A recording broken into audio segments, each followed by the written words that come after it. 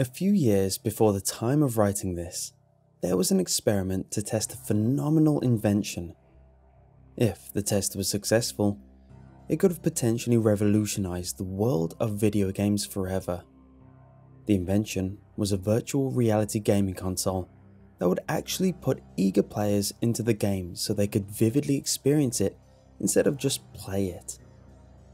It sounded like something from unrealistic science fiction, but the developers had spent years building it and made sure it was ahead of the rest of the gaming industry by far. The console was to be called Immersion, and it would have instantly made every other console obsolete. It wasn't like the kind of system where you have to wear a visor over your eyes like the Oculus Rift and still hold a controller. It would have generated an entire virtual world unlike any other before it for players to explore. The game would generate sounds, smells, sights, even a temperature. Once the gamer began playing, it was as if they had stepped into another world for an adventure. Sometimes the game would give them items to use, and there would be people inside the game to interact with.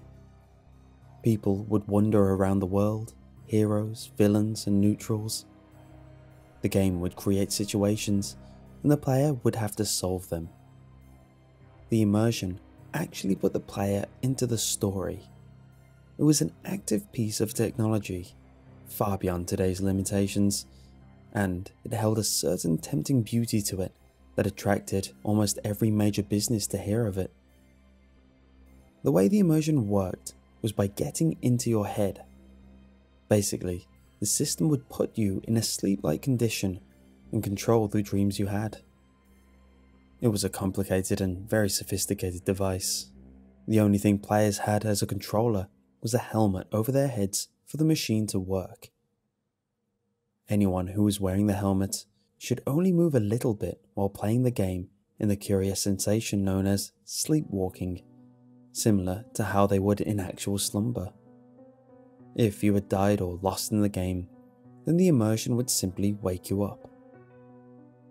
Only 3 games were made for the immersion, and the games took almost as much time to make as the console itself. Tests were required to make sure the game worked properly, so researchers were hired to examine the console.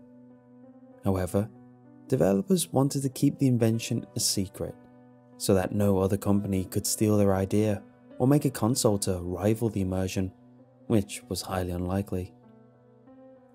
The researchers found 3 people to play the 3 games developed for the system.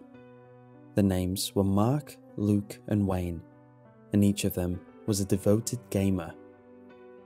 The researchers let them pick the games they played after an explanation about each game. There was a game called Warworld, which was a shooting game.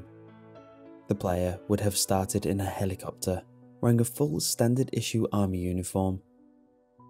They had just enough time to look around the sleek black interior of the helicopter, with a pilot and co-pilot chairs in the front, a wooden crate next to the player on the floor, and the door to the helicopter wide open, revealing a height so high the ground was scarcely visible.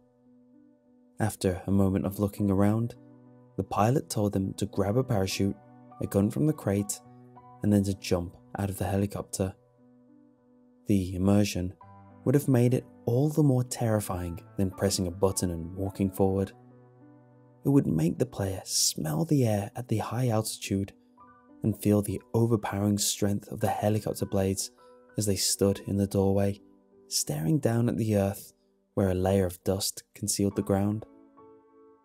And then the player would fall from the helicopter just before a missile was fired to shoot the helicopter down behind them as they fell to the ground.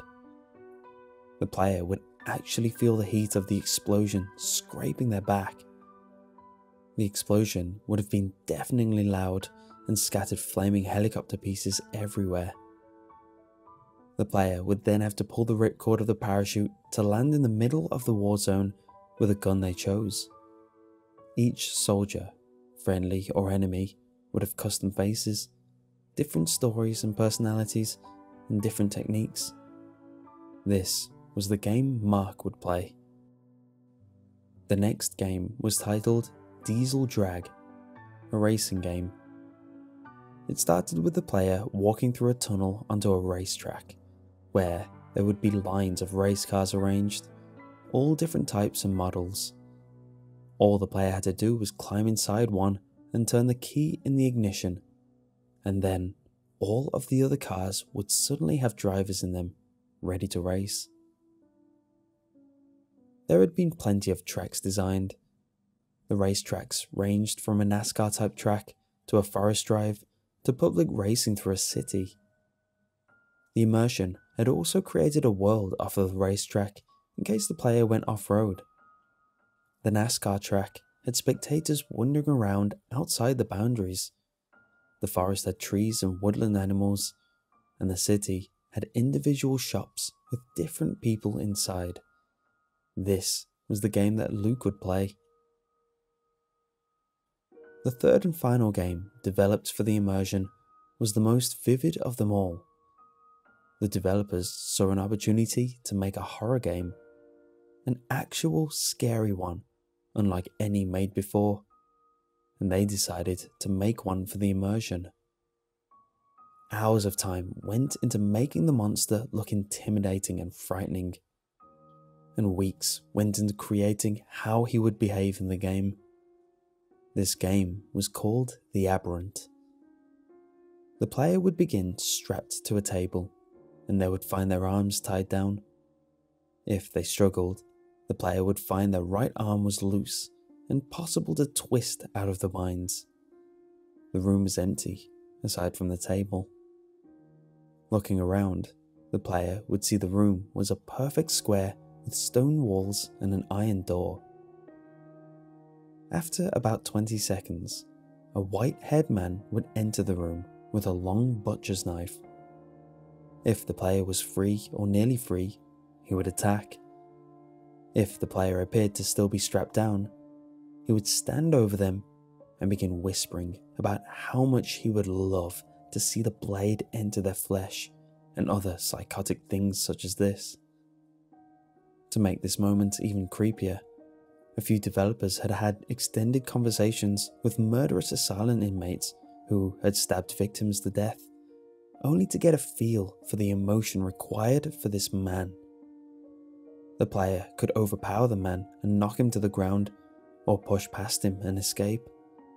Either way, they had to get out of the room. Once they had escaped the room, the old man would call after them just before the iron door slammed shut. "You can't escape. Come back, or he will find you." He turned out to be the monster. The player's goal was to navigate their way through a maze-like cave system while avoiding it. The developers had made sure to put plenty of obstacles, objects, and details into the maze. There were broken chairs to throw at the monster to slow it down, large tree roots growing out of the wall to force the player to climb over or slide under, and piles of rocks and gravel to hide behind. But the monster was unrelenting in his bloodthirsty search. Wayne, who was apparently a horror addict, had practically begged to play this game. With every researcher and developer gathered in a large room, Mark, Luke, and Wayne were strapped down to 3 tables before the immersion helmets were placed over their heads. A button was pressed, and then the game started. Within a minute, all 3 gamers had fallen into a sleep-like state, occasionally mumbling about "shoot that one" or "pass him," or sometimes kicking slightly. The immersion helmets were hooked up to 3 large television screens, so everyone could see what the gamers saw in a first-person view. The experiment was going almost exactly as planned, so developers and researchers alike were preparing to celebrate. But then, their celebration was cut tragically short. The gamers began to thrash around. Mark, who had been in the middle of shooting an enemy soldier with his machine gun in Warworld, was now screaming, his cries growing in pitch every time he stopped to take a breath. Terrified researchers jumped backward as blood began to spurt from Mark's body. Small wounds that looked to be bullet holes had covered Mark's chest, and his screams began to die. In only a few moments, Mark had turned from an avid gamer to a bullet hole-filled corpse. Luke was jerking from side to side. His car in the game was going off the track, and he was fighting to keep it on. He might have succeeded, but suddenly another race car came along and knocked him off the track. Luke had told the developer to put it on the forest track, the same track where the developers had chosen to put the large, fenceless cliff overlooking a long hill. Luke's car spun over and over again as it rolled off of the steep cliff and down the hill. The car went into midair for a moment and then hit the ground with a terrible screech of metal.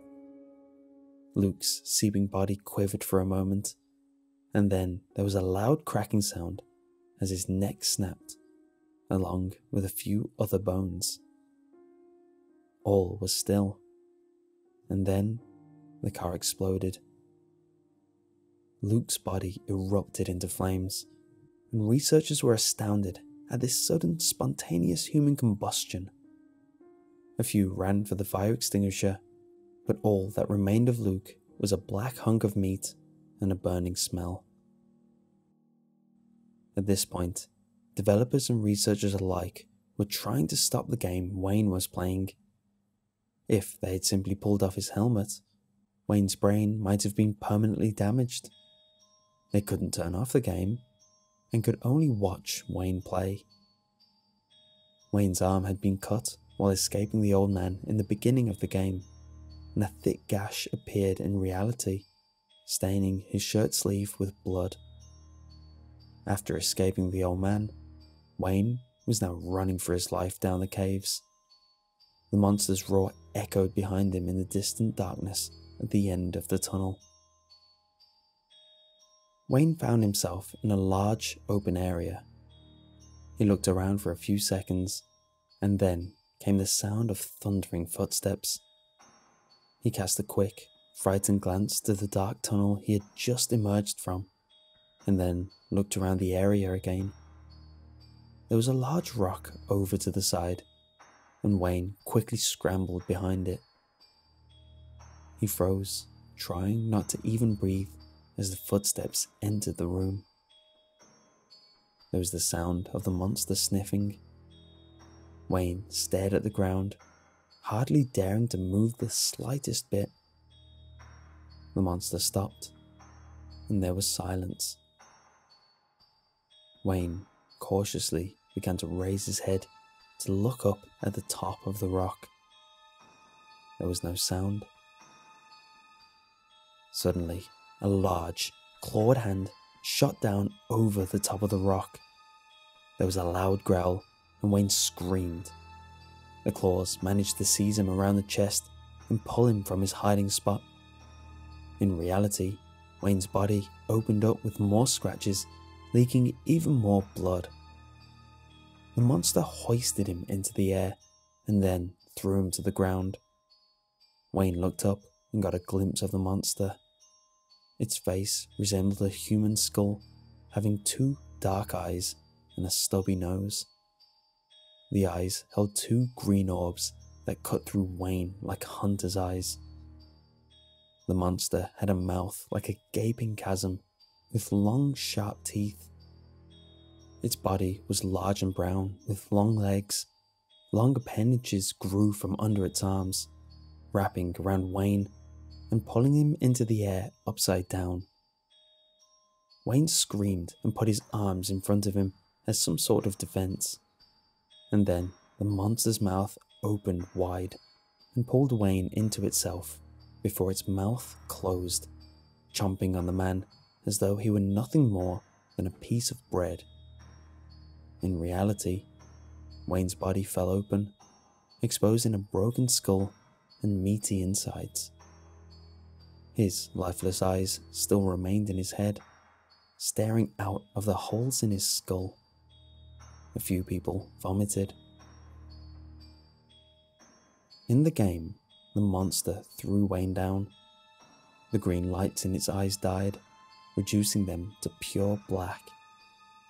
The monster on the TV looked right at the developers with its dark holes. And then, thick black sludge began to fall from his eyes onto the floor. Its mouth slowly fell open, releasing even more of the sludge. Almost everybody watching the experiment, developers and researchers, immediately fled the room. Those who remained, only 5 people, watched the monster slowly turn its head to the side as it stared before the TV finally shut off. All records of the immersion have been destroyed, and it's as though it never happened. Nothing like it has ever been attempted since. A year after the experiment took place, all 5 of the people who stayed with Wayne until the TV had turned off were found dead. Each of them was confirmed as suicide. The most chilling part about the suicides, other than the fact that they all took place on the same day, was that each body was found next to the household television set, and each TV was tuned to nothing but static.